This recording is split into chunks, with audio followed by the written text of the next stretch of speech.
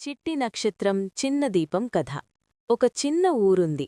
ఆ ఊరి చివర్లో ఒక చిన్న గుడిసె. ఆ గుడిసెలో చిట్టి అనే చిన్న పిల్లాడు తన అమ్మా నాన్నలతో ఉండేవాడు. చిట్టి దగ్గర పెద్ద బొమ్మలు లేవు, ఖరీదైన ఆటవస్తువులు లేవు. కాని అతని దగ్గర ఒకటుంది, మంచి మనసు. ప్రతి రాత్రీ చిట్టి ఆకాశాన్ని చూస్తూ అడిగేవాడు, అమ్మా, ఆ నక్షత్రాలు ఎందుకు మెరిసిపోతాయి? అమ్మ నవ్వుతూ చెప్పేది, బంగారూ, అవి మంచి పనులు చేసిన పిల్లల హృదయాలు బంగారూ. ఒకరోజు ఆ ఊర్లో భారీ చీకటి వచ్చింది. విద్యుత్ పోయింది.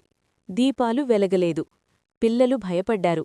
అప్పుడు చిట్టి తన చిన్న దీపం తీసుకొచ్చాడు. అది పెద్ద దీపం కాదు, చిన్నదే, కాని వెలుగుంది. చిట్టి అన్నాడు, నా దీపం చిన్నదే, కాని ఎవరికైనా ఉపయోగపడితే చాలు. అతను ఆ దీపంతో ముసలమ్మకు దారి చూపించాడు. చిన్న పాపకి నీళ్లు తెచ్చాడు. భయపడుతున్న పిల్లలకు ధైర్యం చెప్పాడు. ఆ రాత్రి ఆకాశంలో ఒక కొత్త నక్షత్రం మెరిసింది. చిట్టి ఆశ్చర్యపోయాడు. అమ్మా, కొత్త నక్షత్రం.